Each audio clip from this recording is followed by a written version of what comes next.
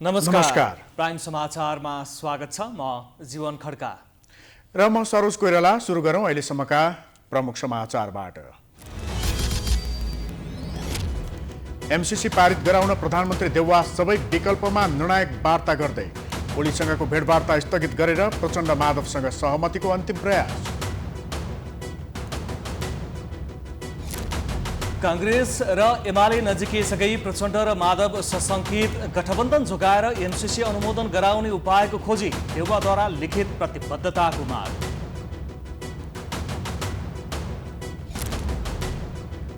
एमाले माओवादी र समाजवादीका अध्यक्षहरू आरोप प्रत्यारोपमा।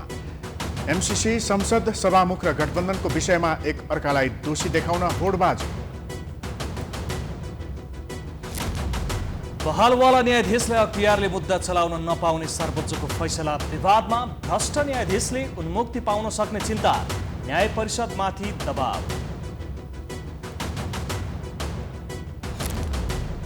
चिकित्सकको सल्लाह बिना गर्भपतनका औषधिको प्रयोग बढ्यो। किनबेचमा कडाई नगर्दा समस्या। महाकाली प्रादेशिक अस्पतालमा चिकित्सक नहुँदा सेवा प्रभावित। रुसद्वारा युक्रेनमाथिको आक्रमण तीव्र। युक्रेनको राजधानी कीवतर्फ केन्द्रित। हार नखाने राष्ट्रपति जेलेन्स्कीको घोषणा।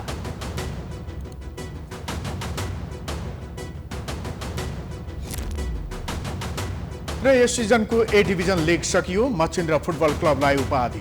त्रिभुवन आर्मी दोस्रो स्थानमा। विजेतालाई 50 लाख पुरस्कार।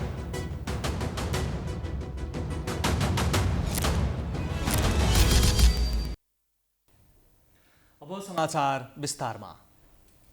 नेपाली कांग्रेस र नेकपा एमाले बीच सहमतिको अन्तिम प्रयास भइरहँदा प्रधानमन्त्री शेरबहादुर देउवाले समानान्तर रूपमा सत्ता गठबन्धनका नेताहरूसँग पनि संवाद बढाएका छन्। एमसीसी पारित गराउन एमालेको साथ खोजेका प्रधानमन्त्री देउवाले गठबन्धन जोगाउने गरी एमसीसी पारित गर्ने गरी गठबन्धनभित्रै विकल्प खोजेका हुन्। नेपाली कांग्रेस र नेकपा एमाले बीच सत्ता सहकार्य हुँदा आफ्नो दललाई प्रत्युत्पादक हुने ठानेका नेकपा माओवादी केन्द्रका अध्यक्ष प्रचण्ड र नेकपा एकीकृत समाजवादीका अध्यक्ष माधव कुमार नेपालले देउवासँग एमसीसी पारित गरेर अघि बढ्न सकिने संकेत दिएका छन्।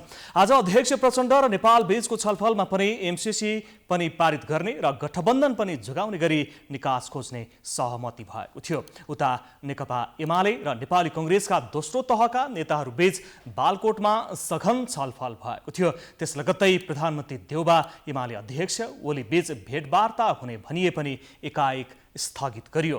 देउवाले एमसीसी पारित गराउन प्रचण्ड र माधव नेपालसँग लिखित प्रतिबद्धता मागेका थिए।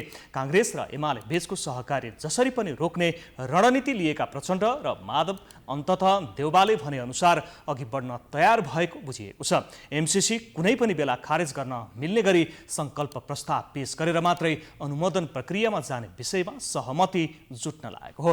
उता कांग्रेस र एमालेका दोस्रो तहका नेताहरू बीचको छलफल निष्कर्षमा पुग्न सकेन। दुवै दल आफ्नै अडारमा रहेकाले सहमति जुट्न नसकेको कांग्रेसका नेता तथा सरकारका प्रवक्ता ज्ञानेन्द्र बहादुर कार्कीले सञ्चारकर्मीलाई जानकारी दिएका हुन्। यसै सन्दर्भमा नेताहरूको विचार यस्तो रहेको छ।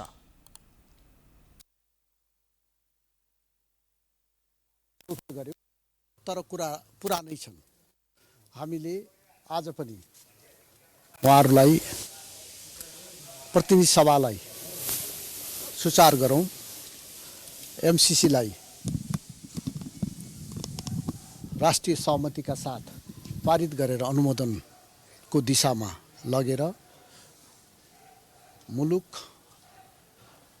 महत्त्वपूर्ण विषयमा एक ठाउँमा उभिन्छ भन्ने सन्देश विश्वलाई दिउँ भन्ने हामीले प्रस्ताव गऱ्यौँ। उहाँहरूले पुरानै कुरा दोहोऱ्याउनु भएको छ। हामीलाई प्रतिनिधि सभाको द्वार हाम्रा निमित्त खुलेको छैन। प्रतिनिधि सभाको द्वार खुलाउने तपाईहरूले काम गर्नुहोस्। तपाईहरू सरकारमा हुनुहुन्छ, तपाईहरूको त्यो दायित्व छ उहाँहरूले भन्नुभएको छ।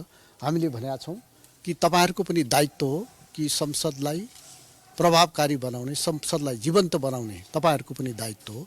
यो दायित्वलाई अहिलेको परिस्थितिको मूल्याङ्कन गरेर अगाडि बढौँ भनेर हामीले भनेका छौँ र आज पनि छलफल त्यतिमै केन्द्रित रह्यो र छलफल चाहिँ जारी रहन्छ। तपाईहरुले पनि दुईतिर टेक्नु भएको छ के अरे अब त उता माओवादीहरुसँग पनि तपाईहरुको जुन गठबन्धन हो त्यता पनि यता पनि त्यो हुँदाखेरि होइन मैले त तपाईँलाई प्रश्न भनिराखेको छु नि, हामी गठबन्धनमा छौँ र गठबन्धनकै सरकारले एमसिसीको प्रस्ताव टेबल गरेको छ। होइन जस्तो 2 दिनबाट संसद अवरुद्ध छ, चलेको छैन, स्थगित भइरहेको छ होइन, भोलि पनि संसद बैठक छ, पर्सिसम्म पास गर्नुपर्ने छ, तपाईँहरू शर्त 2 जनाको यथावत छ, यो संसद बैठकै नबस्ने स्थिति आएपछि त कहाँनिर सहमति हुन्छ, कसरी जान्छ त्यो? अब आशा गरौँ कि संसद सञ्चालन होस् र संसदबाट एमसिसी पारित होस् र संसदमा रहेका जनताका जीवनसँग सरकार राख्ने धेरै महत्त्वपूर्ण विधेयकहरू छन्, ती विधेयकहरू पारित हुन् र जनताको जुन अपेक्षाका साथ जनताले निर्वाचित गराएर हामीलाई प्रतिनिधि सभामा पठाएका छन् उनीहरूको आकाङ्क्षा त्यहाँ प्रतिबिम्बित होस् र उनीहरूको चाहनालाई सरकारले पुरा गर्न सकोस्, त्यसका निमित्त संसद प्रभावकारी होस् भन्ने जुन जनताको चाहना छ त्यसअनुसार संसद चालु हुनुपर्छ र चालु हुने आशा राख्नुपर्दछ र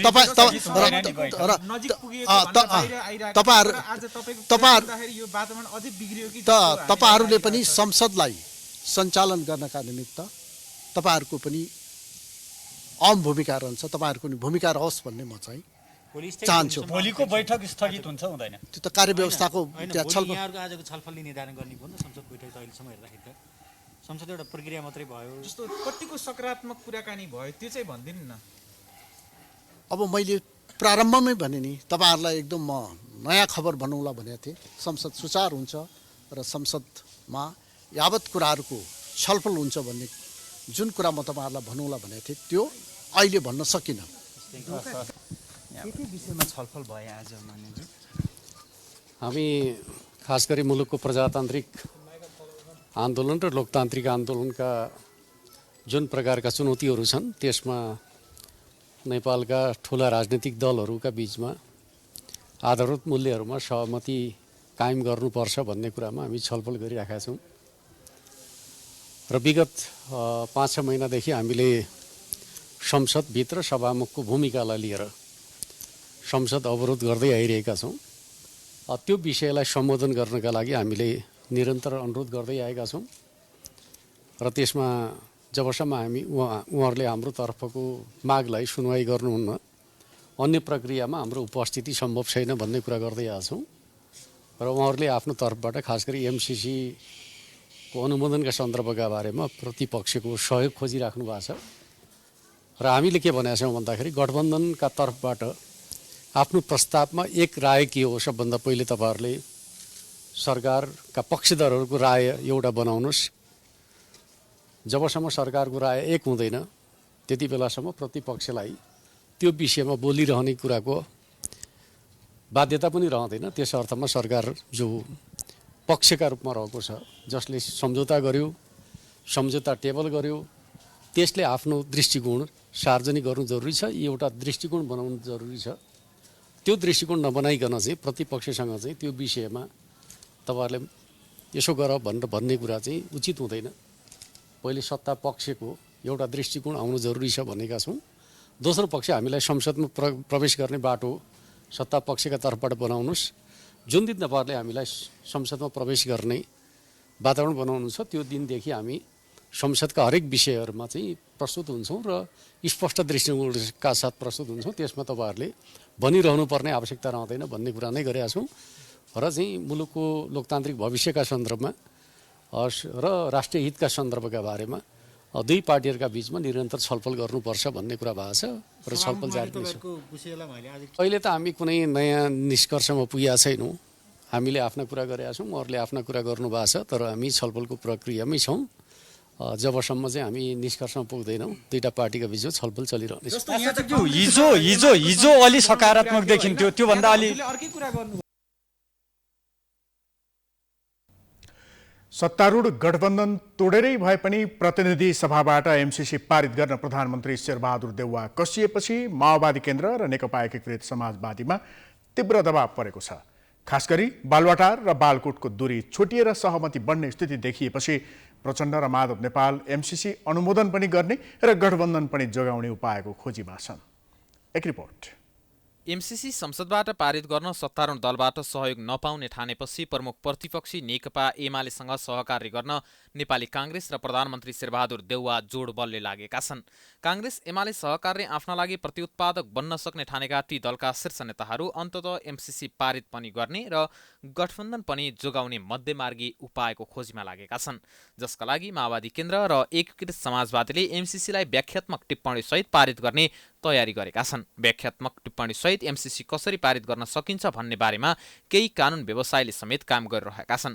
तर यही विषयमा भने ती दल बीच नै मतभेद देखिएको छ। नेकपा एकीकृत समाजवादीका सम्मानित नेता झलनाथ खनाल यस विषयमा राजनीतिक समाधान नै खोजेर अगाडि बढ्ने बताउँछन्। मलाई थाहा छैन कसलाई के थाहा छ भन्ने मलाई थाहा छैन, तर वकिलहरू भनेको त्यस्तो हुन्छन्। त्यसो हुनाले उहाँहरूले कसैले पक्षमा लगाएको होला वकिललाई, कसैले विपक्षमा लगाएको होला, अनि त्यही ढङ्गका कुराहरू उहाँले गर्छ। त्यो त अनौठो कुरा भएन। जोस मान्नुहुन्न। हामी पोलिटिकल सल्युसन छ। व्याख्यात्मक टिप्पणी गरेर संसदबाट पारित गरेपछि धेरै आशंका मेटिने बुझाइमा गठबन्धन छ। व्याख्यात्मक टिप्पणी सहित एमसीसी पारित गर्ने प्रस्ताव केही समय अघि काङ्ग्रेस महामन्त्री गगन थापाले शीर्ष नेताहरूको बैठकमा राखेका थिए।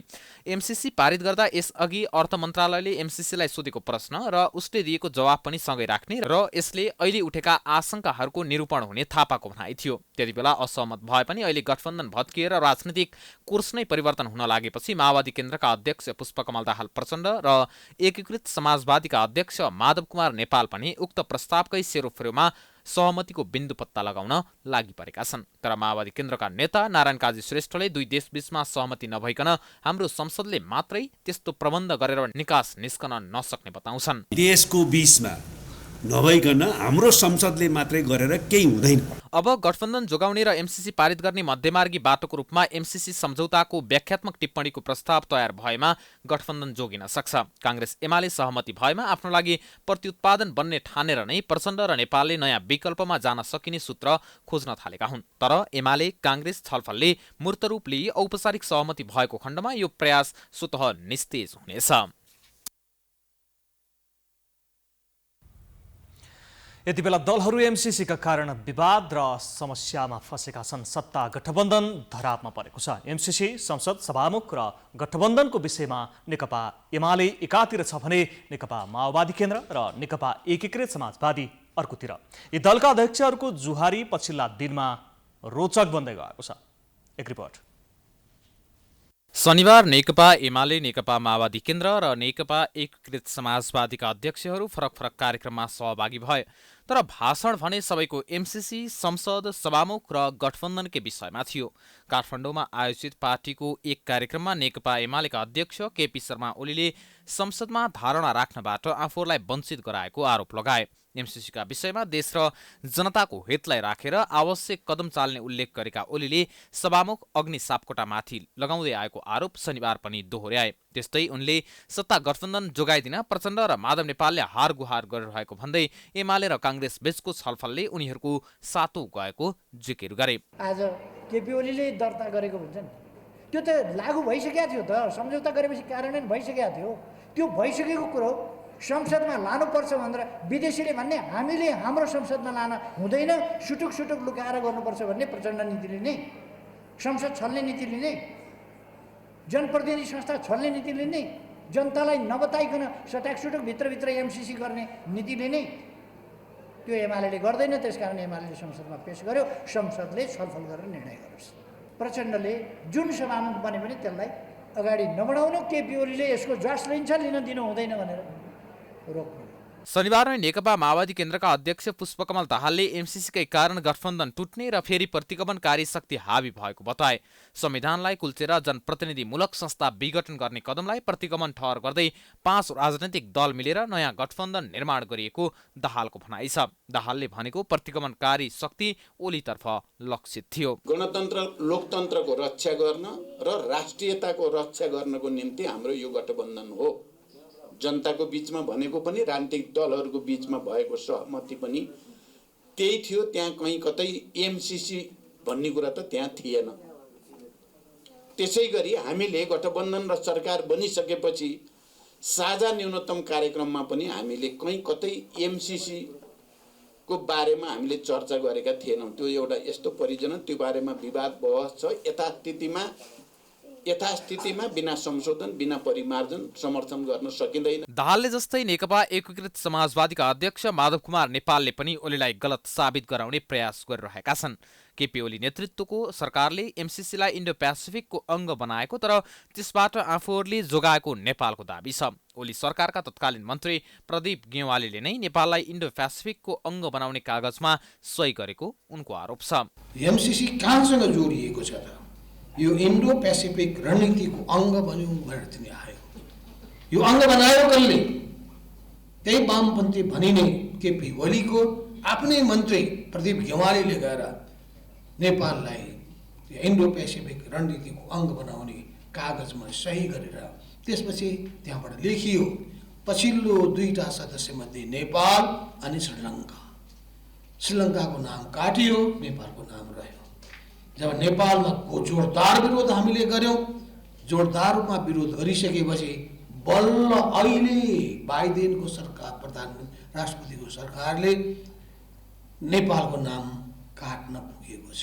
एमाले विगतमा एमसीसीको पक्ष लिए पनि अहिले राजनीतिक हिसाब किताबको विषय बनाइरहेको छ। माओवादी र समाजवादीले एमसीसी संशोधन बिना संसदबाट अनुमोदन गर्न नहुने बताउँदै आएको छ। सरकारको नेतृत्व गरिरहेको नेपाली काङ्ग्रेसले भने एमसीसी यथास्थितिमा नै अनुमोदन गराएर कार्यान्वयनमा लैजानुपर्नेमा जोड दिइरहेको छ। शीर्ष नेताहरू मात्रै होइन, तल्लो तहका नेताहरू पनि तर्क वितर्क गरिरहेका छन्।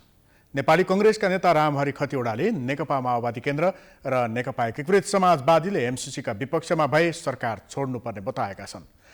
रिपोर्टर्स क्लब नेपालले शनिबार काठमाडौँमा गरेको साक्षात्कारमा उनले सरकारमा सहभागी दलहरूले प्रधानमन्त्री शेरबहादुर देउवाले अघि सारेका प्रस्तावको पक्षमा नउभिएको भन्दै एमसीसीका विपक्षमा भए सरकार छोड्न सुझाव दिएका छन्।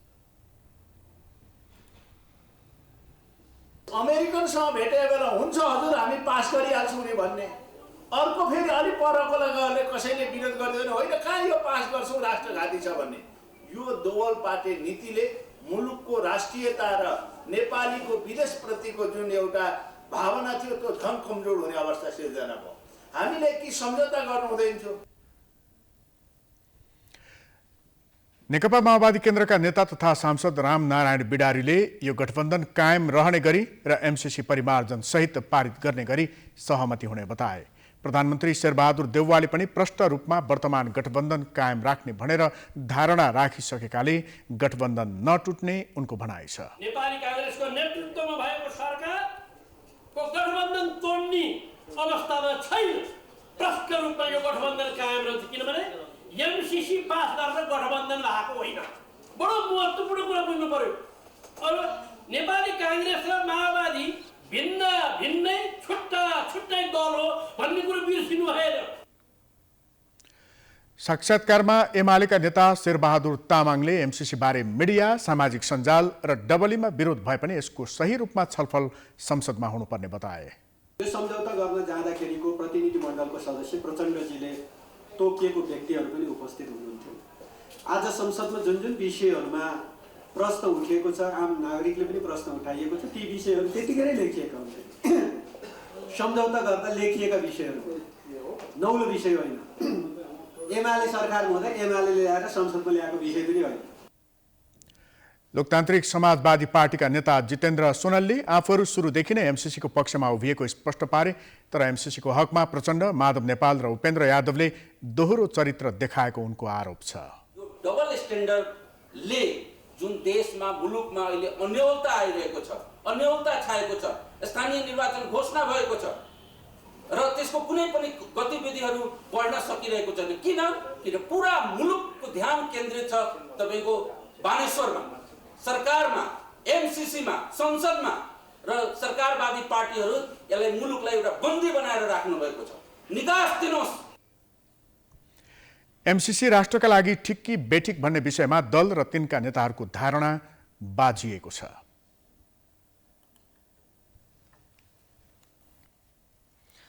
लगातार 2 पटक स्थगित भएको प्रतिनिधि सभाको बैठक भोलि बस्दैछ। भोलि बस्ने प्रतिनिधि सभाको बैठकमा एमसीसी माथिको छलफल पनि अघि बढाइने भएको छ। संघीय संसद सचिवालयले आइतबार बस्ने प्रतिनिधि सभा बैठकको सम्भावित कार्यसूची सार्वजनिक गरेको छ। भोलि दिउँसो 1 बजे बस्ने बैठकमा प्रधानमन्त्री शेरबहादुर देउवाले गत आर्थिक वर्षको महान्यायाधिवक्ताको वार्षिक प्रतिवेदन पेश गर्ने पहिलो कार्यसूची रहेको छ। दोस्रो कार्यसूचीमा अर्थमन्त्री जनार्दन शर्माले नेपाल सरकार र अमेरिकी सरकार बीचको एमसीसी अनुदान सहायतामाथि सामान्य छलफल गरियोस् भने प्रस्ताव गर्ने कार्यसूची तोकिएको छ। यस्तै प्रतिनिधि सभाको बैठक अघि बिहान 11:30 बजे नयाँ बानेश्वरमा कार्यव्यवस्था परामर्श समितिको बैठक बोलाइएको छ। यसअघि फागुन 12 र 13 गतेका लागि बोलाइएको प्रतिनिधि सभाको बैठक सरकारको आग्रहमा स्थगित गरिएको थियो। एमसीसी सम्झौता संसदबाट पास गर्ने विषयमा सत्ता गठबन्धन दलभित्रै विवाद रहेकोले यसअघिका बैठक स्थगित भएको थियो।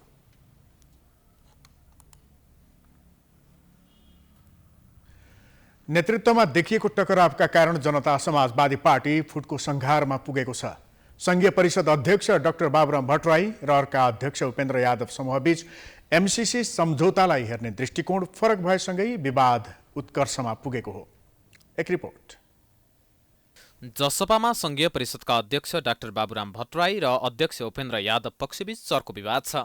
गठबन्धन सरकारमा मन्त्री पठाउनेदेखि राष्ट्रिय सभामा उम्मेद्वार उठाउने सम्मको विषयले उग्र रूप लिँदै गएको छ। एमसीसीका विषयमा देखिएको फरक मतले पार्टीभित्रको विवाद सतहमै देखिन थालेको छ। अध्यक्ष यादवले समावेशिता र सामूहिक नेतृत्वमा पार्टी सञ्चालन गर्नुपर्नेमा एकलौटी गरेको आरोप भट्टराई पक्षको छ। तर यादव पक्षका नेता त्यो मान्न तयार छैनन्। यसमा 2टा अध्यक्ष हुने कि 3टा अध्यक्ष ठुलो कुरा होइन।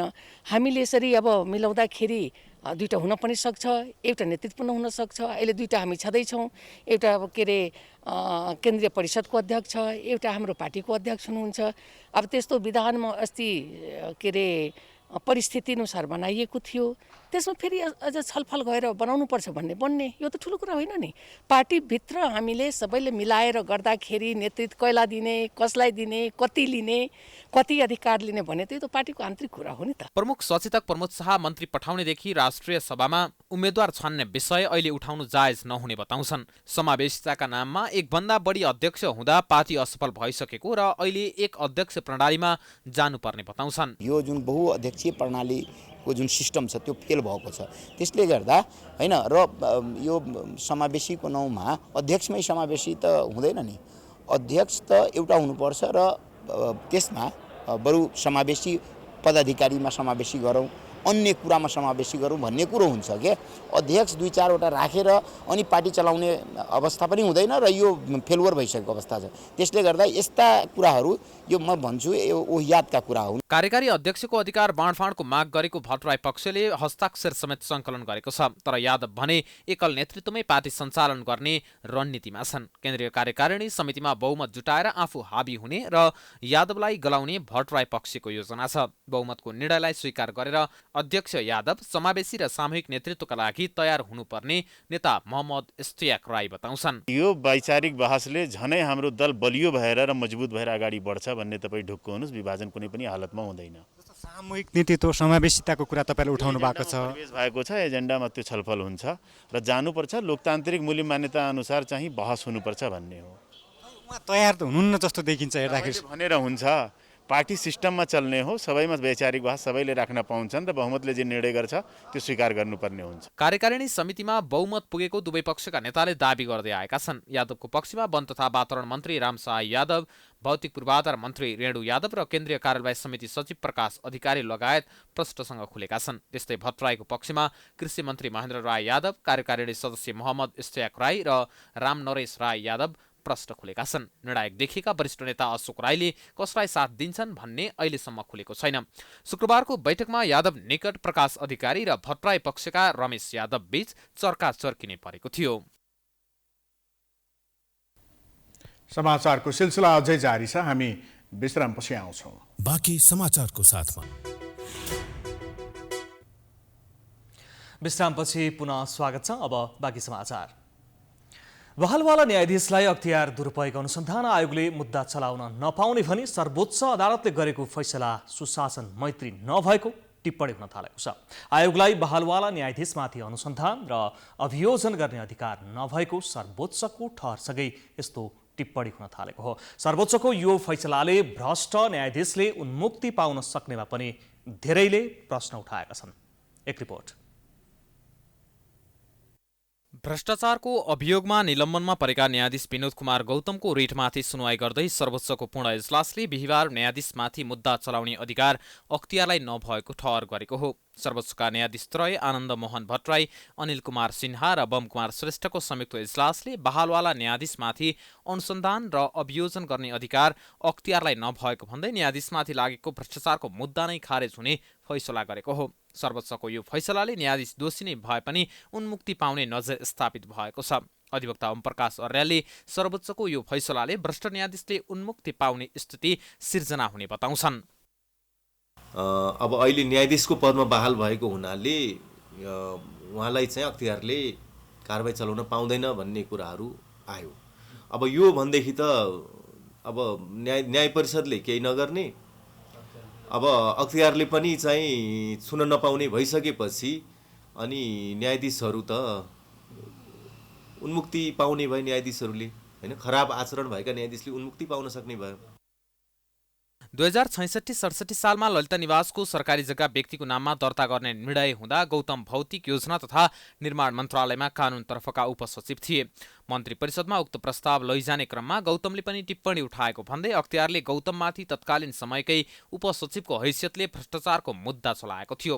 तर अख्तियारले जतिबेला गौतममाथि भ्रष्टाचारको मुद्दा चलाएको थियो त्यतिबेला उनी जिल्ला न्यायाधीश बनिसकेका थिए। संविधानको धारा 153 को उपधारा 6 ले भ्रष्टाचार गरी अख्तियारको दुरुपयोग गरेको विषयमा अनुसन्धान गरी कानुन बमोजिम मुद्दा चलाउन सक्ने अख्तियारी न्याय परिषदलाई दिएको छ। न्याय परिषद ऐन 2073 को दफा 11 मा खराब आचरण वा आचार संहिताको गम्भीर उल्लङ्घन बारे उल्लेख छ। उक्त दफामा कुनै न्यायाधीशले भ्रष्टाचार लगायत कसुरजन्य कार्य गरेमा त्यसलाई आचरण वा आचार संहिताको गम्भीर उल्लङ्घन गरिएको मानिने व्यवस्था छ। तर फैसलामा भनिए जस्तो न्यायाधीश हुनुभन्दा अगाडिको अवस्थालाई ऐनले परिकल्पना गरेको छैन। तर पनि अब यो विषयमा न्याय परिषदले अनुसन्धान प्रक्रिया अगाडि बढाएर गल्ती गर्नेलाई उन्मुक्ति दिन नहुने अधिवक्ता अर्यालको तर्क छ। उनीहरूलाई ब्ल्याकमेलिङ हुन्छ कि पुरानो चाहिँ उनीहरूको जुन चाहिँ पदीय जिम्मेवारीको सम्बन्धमा भए पनि कसैले उजुरी हालेर दुःख दिन सक्छ कि एउटा झुटो उजुरी हालेर भन्ने हिसाबले सावधानी अपनाउनु ठिकै हुन्छ। तर चाहिँ अब त्यसमा छानबिनै हुनुहुन्न, अनुसन्धानै हुनुहुन्न भन्ने चाहिँ मलाई लाग्दैन। त्यस्तो उजुरीहरू चाहिँ पर्यो भने न्याय परिषदको चाहिँ पनि एउटा चाहिँ त्यसमा उसलाई पनि जानकारी गराएर उसलाई पनि त्यसमा केही न केही संलग्न गराएर अनि चाहिँ अनुसन्धान गर्नु उपयुक्त हुन्छ होला। बहालवाला न्यायाधीशमाथि अख्तियारले मुद्दा चलाउन नमिल्ने भन्दै न्यायाधीश गौतमले सर्वोच्चमा रिट हालेका थिए। 2076 फागुन 5 गते न्यायाधीश मनोज कुमार शर्माको इजलासमा सुनवाई हुँदा उक्त रिट खारेज भएको थियो। तर उक्त आदेश विरुद्ध न्यायाधीश गौतमले पुनरावलोकन गरेका थिए। सुशासन क्षेत्रका जानकारहरूले पनि यस्तो फैसला नजिरका रूपमा बस्ने भन्दै आलोचना गरेका छन्। नेकपा एमालेका अध्यक्ष केपी शर्मा ओलीले सर्वोच्च अदालतमा बसेका केही न्यायाधीशहरू एमाले सिद्ध्याउन खुलेरै लागेको आरोप लगाएका छन्। शनिबार काठमाडौँमा एमाले निकट प्रगतिशील पेशागत कानुन व्यवसायी संगठनको राष्ट्रिय सम्मेलनलाई सम्बोधन गर्दै अध्यक्ष ओलीले न्यायाधीशहरूमाथि गम्भीर आरोप लगाएका हुन्। अमेरिकाबाट न्यायाधीश ईश्वर खतिवड़ाले फुल बेन्चलाई पठाएको इमेलले नै एमाले र केपी ओली सिद्ध्याउन संविधान बाहिर गएर सरकार परिवर्तनको फैसला गरेको पुष्टि गरिसकेको उनको भनाइ छ। एमाले नढाली हुन्न थियो, केपी ओली नहटाई हुन्न थियो, संविधानले हटाउन दिन्न थियो। फैसला त अगाडि छ, घरैबाट लिएर जानुभएको छ फैसला, केपी ओलीलाई नहटाई। एमालेलाई नढाली हुन्न, फैसला त पूर्व निर्धारित छ। एमालेलाई चोलेन्द्र शमशेर वा अरू कुनै न्यायाधीशसँग सरोकार नरहेको समेत प्रश्न पार्दै ओलीले लोकतन्त्रलाई सुदृढ पार्न न्यायालयको सुधार गर्नुपर्ने आवश्यकता रहेको बताए। प्रधान न्यायाधीश जबरा विरुद्ध सत्ता गठबन्धनले ल्याएको महाभियोग संसदमा निर्णयार्थ प्रस्तुत नहुने ओलीको दाबी छ। कुनै पनि दिन निर्णयार्थ प्रस्तुत हुने छैन, संसदमा हुँदैन। त्यो निर्णयार्थ प्रस्तुत गर्नका लागि ल्याएकै होइन। ओलीले अझै पनि निर्वाचन सार्ने खेल भइरहेको भन्दै समयमा नै निर्वाचन गर्न दबाब दिनुपर्नेमा जोड दिएका छन्।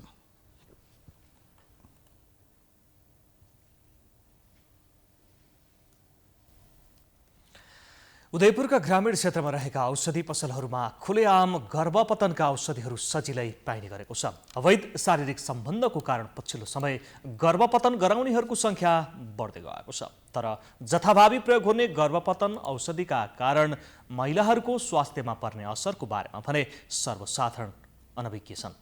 एक रिपोर्ट। उदयपुरका स्थानीय तहमा खुलेका औषधि पसलहरूमा गर्भपतनका विभिन्न प्रकारका औषधिहरू खुलेआम पाइने गरेका छन्। जथाभावी प्रयोग हुने गर्भपतन औषधिका कारण स्वास्थ्यमा पर्ने असरका बारेमा भने महिलाहरू खासै जानकार छैनन्। मुलुक संहितामा गएसँगै स्वास्थ्य सम्बन्धी सबै अधिकार स्थानीय तहलाई छ। औषधि र स्वास्थ्य संस्था दर्ता खारेजी, नवीकरण, नियन्त्रण र कारबाही प्रदेश र स्थानीय तहले गर्ने भनिएको छ। तर प्रदेश र स्थानीय सरकारले नियमन तथा नियन्त्रण गर्न नसक्दा त्यसको असर गर्भपतन गराउनेमा परेको छ। गर्भपतनका विभिन्न औषधिहरूमध्ये हस्पिटलले डाक्टरले प्रिस्क्रिप्सन नगरिकन पनि धेरै खालका औषधिहरू चाहिँ मान्छेहरूले किनेर युज गरिराखेको देखिन्छ र त्यसको मूल्य पनि असाध्यै धेरै महँगो रेटमा चाहिँ किनेको देखिएको छ। र यो उदयपुर जिल्लाको स्पेसली यो कटारी, गाईघाट, बेलटार लगायतका सहरमा मात्रै नभएर चाहिँ यी गाउँ बस्तीहरूमा पनि यस्ता खालका औषधिहरू जुन युज भएका छन् यसमा चाहिँ टिनेजरहरू बढी देखिन्छ। नियमन अनुसार सूचीकृत स्वास्थ्य संस्थाले तालिम प्राप्त चिकित्सकको स्वीकृतिमा मात्रै गर्भपतनका औषधि बिक्री वितरण तथा गर्भपतन गराउन पाउने नियम छ। तर ग्रामीण क्षेत्रमा अहेबो र अनमीले समेत गर्भपतन गराउने गरेका छन्, जसको कारण महिलाहरूको ज्यान समेत जोखिममा पर्ने गरेको चिकित्सकहरूको भनाइ छ। कुन लेभलमा कति हप्ताको गर्भ बसेको छ भन्ने कुरा पनि थाहा पाएर यो औषधि चलाउनु पर्छ। जस्तो 8 हप्ताभन्दा मुनिकोलाई मेडिसिनले काम गर्छ, त्यसपछिकोलाई सायद पाठेघर सफा गर्नुपर्ने हुनसक्छ। तसर्थ अब त्यो ठुलो अलि बढी हप्ताकोलाई औषधि खायो भने त्यो औषधिले पुरै नजान पनि सक्छ र ब्लिडिङ धेरै भएर अप्ठ्यारो हुनसक्छ। फेरि त्यसरी इलिगल तरिकाले खाएको औषधिहरूको बेला चाहिँ फेरि मान्छेहरूले ब्लिडिङहरू पनि समस्या आयो भने घरमै बसिरहेका हुन्छन्। त्यसले गर्दाखेरि धेरै ब्लिडिङ भएर मान्छेको ज्यानमा त्यो समस्या हुनसक्छ।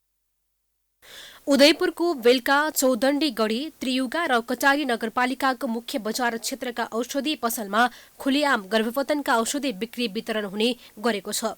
यसरी खुलेआम औषधि बेच्न नपाइने र डाक्टरको सल्लाह बिना खान नमिल्ने स्वास्थ्य कार्यालय उदयपुरले जनाएको छ।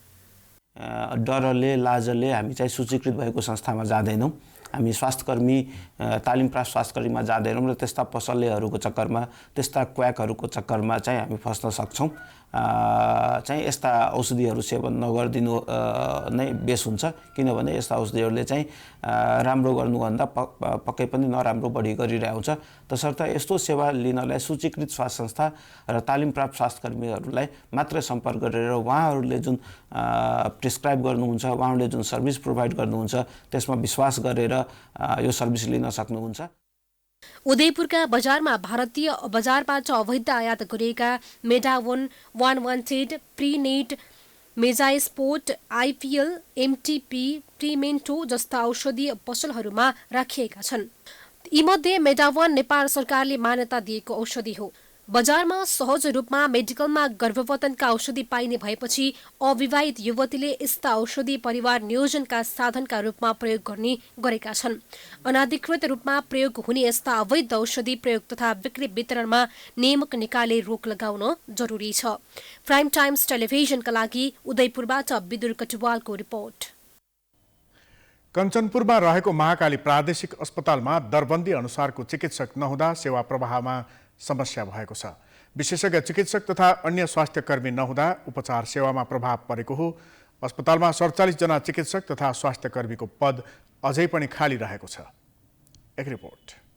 दरबन्दी अनुसारको चिकित्सक नहुँदा महाकाली प्रादेशिक अस्पतालमा सेवा प्रवाहमा समस्या भएको छ। स्वास्थ्य जस्तो संवेदनशील क्षेत्रमा पदपूर्तिका लागि सम्बन्धित निकायले चासो नदिँदा बिरामीहरूको उपचारमा समस्या हुने गरेको छ। प्रादेशिक अस्पतालमा भरपर्दो सेवा नहुँदा सुदूरपश्चिमका स्थानीयहरू भारतको सीमावर्ती शहरमा उपचारका लागि जान बाध्य छन्। भारतमा उपचारका लागि जाँदा महँगो र जोखिमपूर्ण हुने स्थानीयको गुनासो छ। डाक्टरको लापरवाही, बाहिर क्लिनिकहरू मेडिकलहरूमा बिजी भएको कारणले महाकालीवासीहरूले उपचारको लागि धारा धाउनु परेको छ। अस्पतालमा इमर्जेन्सी ओपिडी लगायत सबै क्षेत्रमा लापरवाही भइरहेको छ। 108 दरबन्दी हुनुपर्ने ठाउँमा 50 जना पनि हुन सकेको छैन।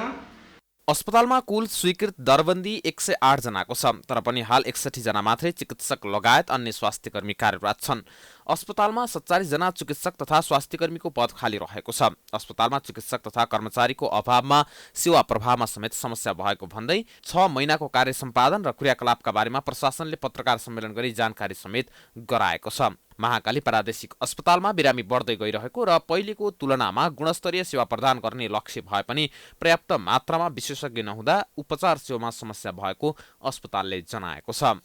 रिक्त पदको चाहिँ हाम्रो विशेषज्ञ चिकित्सकहरूको चाहिँ खाली पदहरू हो। विशेषज्ञ चिकित्सकहरू अब त्यो विशेषज्ञ चिकित्सकहरू त हामीले सकिन्न, त्यो त सामाजिक विकास मन्त्रालयले अब सङ्घीय मन्त्रालयले चाहिँ पठाउने कुरो। अब त्यो सँगसँगै चाहिँ करारमा चाहिँ अहिले विशेषज्ञ चिकित्सकहरू उहाँहरू नभए तापनि हाम्रो करारमा भएका विशेषज्ञ चिकित्सकहरूले चाहिँ सेवा दिइरहेको अवस्था छ। अस्पतालको आफ्नै हाताभित्र सञ्चालनमा ल्याएको फार्मेसीमा औषधिको उचित व्यवस्थापन नहुँदा बिरामी तथा बिरामीका आफन्तहरू औषधि खोज्न बाहिर जान बाध्य छन्। अस्पतालमा डायलासिस मेसिन, अक्सिजन प्लान्ट लगायतका सेवाहरू समयमा सम्पन्न नहुँदा बिरामीहरू उपचारका लागि बाहिर वा भारत जाने गरेका छन्।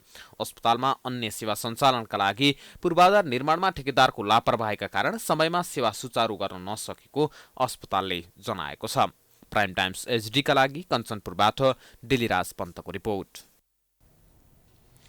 नेपालमा थप 155 जनामा कोरोना संक्रमण पुष्टि भएको छ। देशभर गरिएको 2239 पीसीआर परीक्षणका क्रममा 101 जना र 2913 एन्टिजेन परीक्षणका क्रममा 54 जनामा कोरोना संक्रमण पुष्टि भएको हो। यस्तै कोरोनाका कारण थप 2 जनाको मृत्यु भएको स्वास्थ्य मन्त्रालयले जनाएको छ। हालसम्म नेपालमा कोरोनाका कारण 11934 जना को मृत्यु पुष्टि भएको छ। यस्तै थप 540 संक्रमित निको हुँदा हालसम्म नेपालमा 9,55,998 जना निको भएका छन्। हाल नेपालमा 8,839 सक्रिय संक्रमित आइसोलेसन र 106 जना क्वारेन्टाइनमा रहेको मन्त्रालयले जनाएको छ। समाचारको सिलसिला अझै जारी छ। हामी विश्रामपछि आउँछौँ। बाँकी समाचारको साथमा विश्रामपछि स्वागत छ। अब आर्थिक समाचार।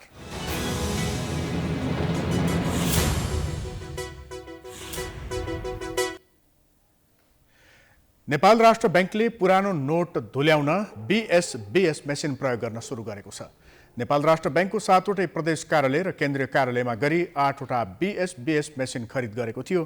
नोट धुलाइका लागि नेपाल राष्ट्र बैंकले प्रदेश 1 को विराटनगर कार्यालयबाट मेसिन सुरु गरेको हो। बीएसबीएस मेसिनबाट नोट धुल्याउने कार्यको शुभारम्भ गर्दै गभर्नर महाप्रसाद अधिकारीले चाँडै नै नोट धुल्याउने कार्यविधि परिवर्तन गर्ने जानकारी दिए। बीएसबीएस मेसिन करिब 3,81,000 युरोमा खरिद गरिएको गभर्नर अधिकारीले बताए। नेपालमा नोटहरू चाँडो पुरानो हुने र धुल्याउने अवस्थामा पुग्ने भएकाले नोट प्रयोगमा संवेदनशील हुन गभर्नर अधिकारीले सर्वसाधारणलाई आग्रह गरेका छन्। नगद चाहिँ सफा हुनुपर्छ, नोट चाहिँ सफा हुनुपर्छ, मान्छेको हातमा रहने नोट, पब्लिकको हातमा रहने नोट। झुत्रो धुलो मैलो भइसकेपछि त्यसलाई पुनः सर्कुलेसनमा लाँदाखेरि त्यो नोटप्रतिको विश्वास, ट्रस्ट क्रमशः गुम्न सक्छ। त्यस अर्थमा पनि धुल्याउने नीति, धुल्याउने काम गरिन्छ। यो संसारभरिको प्र्याक्टिस हो। यसअघि पुरानो नोट धुल्याउन फर्नेसमा जलाउने गरिएको थियो। मुद्रा व्यवस्थापन विभागका कार्यकारी निर्देशक रेवती प्रसाद नेपालले नेपालमा करिब 660 अर्ब मुलुकको मूल्यको मुद्रा प्रचलनमा रहेको जानकारी दिएका थिए। अब अन्तर्राष्ट्रिय समाचार।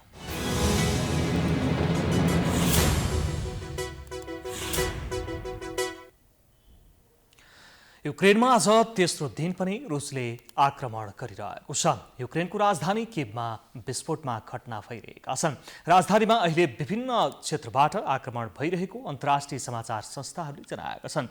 रुसले निरन्तर आक्रमण गरेपछि किभमा कर्फ्यू जारी गरेको छ। रुसले अहिलेसम्म किभको धेरैजसो स्थान कब्जामा लिएको दावी गरेको छ। यस्तै युक्रेनले रुसका 4 सैनिकलाई कब्जामा लिएको जनाइएको छ।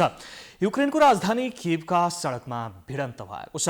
किभमा प्रवेश गरेको रुसी सेनासँग सडकमा भिडन्त भएको र युक्रेनी सेनाले प्रतिकार गरिरहेको अन्तर्राष्ट्रिय समाचार माध्यमले जनाएका छन्। रुसी हमलामा परि हालसम्म 198 जना युक्रेनीको ज्यान गइसकेको छ। ज्यान गुमाउने मध्ये 3 जना बालबालिका समेत छन्।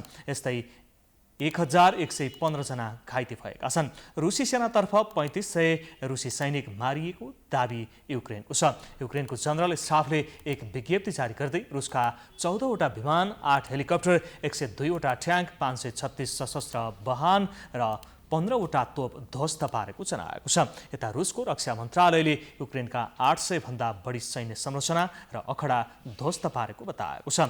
रुसी आक्रमणमा 14 हवाई अखडा, 19 वटा कमान्ड पोस्ट र जल सेनाका 8 वटा डुङ्गा ध्वस्त भएका छन्। यस्तै 24 वटा क्षेप्यास्त्र प्रतिरक्षा प्रणाली र 48 वटा रडार प्रणाली नष्ट गरेको रुसको दावी छ। यस्तै युक्रेनका राष्ट्रपति भोलोडिमिर जेलेन्स्कीले राजधानी किभबाट आफैले खिचेको भिडियो सार्वजनिक गर्दै आफूले देश छोडेको भन्ने अफवाहमा ध्यान नदिन नागरिकहरूलाई अपिल गरेका छन्। उनले आफू युक्रेन छोडेर कतै नजाने र आफ्नो सेनालाई पनि आत्मसमर्पण नगर्न आदेश दिएका छन्। युक्रेनमा आक्रमण गरेपछि अमेरिका, बेलायत, EU र क्यानाडाले रुसी राष्ट्रपति भ्लादिमिर पुटिनमाथि प्रतिबन्ध लगाएको घोषणा गरेका छन्। अमेरिकी अर्थ मन्त्रालयले औपचारिक रूपमा रुसी राष्ट्रपति भ्लादिमिर पुटिन र विदेश मन्त्री सर्गेई लाभ्रोभ विरुद्ध प्रतिबन्ध लगाएको छ। यस्तै अमेरिकाले रुससँग लड्न युक्रेनलाई $600 मिलियन सुरक्षा सहायता दिने भएको छ।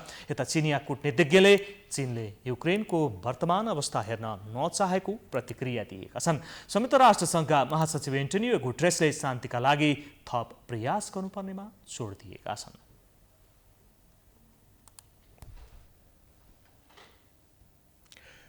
अब खेलकुदका समाचार।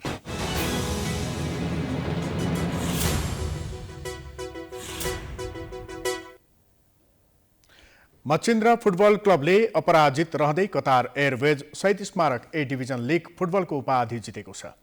शनिबार लिगको अन्तिम खेलमा एपीएफ क्लबलाई 2-1 गोल अन्तरले हराउँदै मच्छिन्द्र अपराजित रहँदै च्याम्पियन बनेको हो। 2 खेल खेल्न बाँकी रहँदै मच्छिन्द्र फुटबल क्लबले आफ्नो पोल्टामा पारेको थियो। मच्छिन्द्र यसपटक यति सफल भयो कि 13 खेल खेल्दा उसले एउटा हार पनि बेहोर्नु परेन। त्यति मात्रै होइन, मच्छिन्द्रले दोस्रो स्थानमा रहेको त्रिभुवन आर्मीसँगको अङ्क दूरी 12 राख्न सफल भयो। यो अन्तर ऐतिहासिक हो। मच्छिन्द्रले 2076 सालमा पहिलो पटक लिग जितेको थियो। मच्छिन्द्रले लगातार 2 पटक उपाधि जितेको हो। मच्छिन्द्रले आगामी लिग पनि जित्यो भने ह्याट्रिक हुनेछ। अहिलेसम्मको लिग इतिहासमा मनाङ, 3 स्टार र पुलिसले जितेको विजेताको ह्याट्रिक गरेका छन्। त्रिभुवन आर्मी क्लबले दोस्रो स्थान हासिल गरेको छ।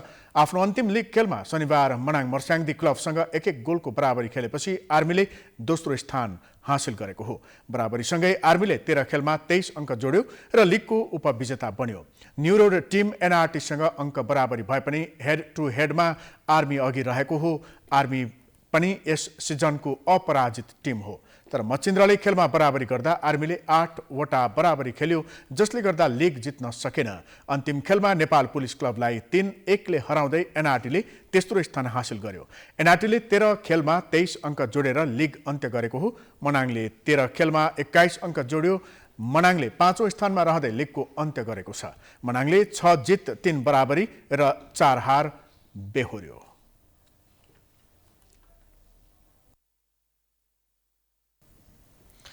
हामी समाचारको अन्त्यमा आइपुगेका छौँ। जाँदा जाँदै प्रमुख समाचार पुनः एकपटक।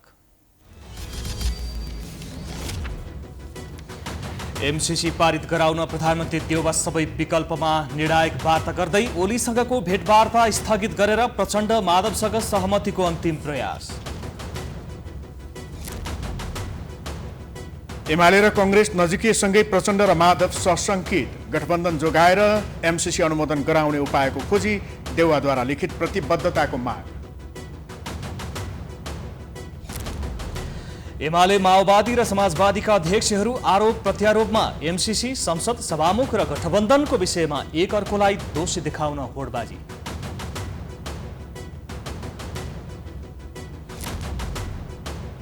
बहालबाला न्यायाधीशलाई अख्तियारले मुद्दा चलाउन नपाउने सर्वोच्चको फैसला विवादमा।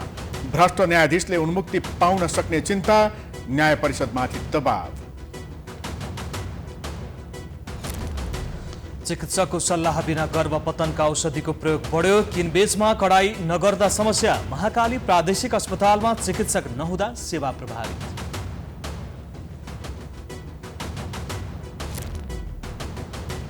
रुसद्वारा युक्रेनमाथिको आक्रमण तीव्र। युक्रेनको राजधानी कियवतर्फ केन्द्रित। हार नखाने राष्ट्रपति जेलेन्स्कीको घोषणा।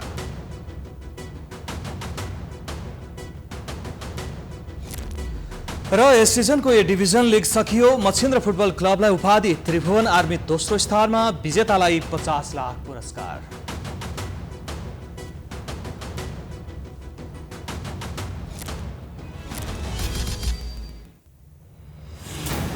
समाचार अहिलेलाई सकियो। यसपछिको प्रस्तुति धमलाको हमला ऋषि धमलाको साथ। हेर्दै गर्नुहोला प्राइम टाइम्स HD। नमस्कार।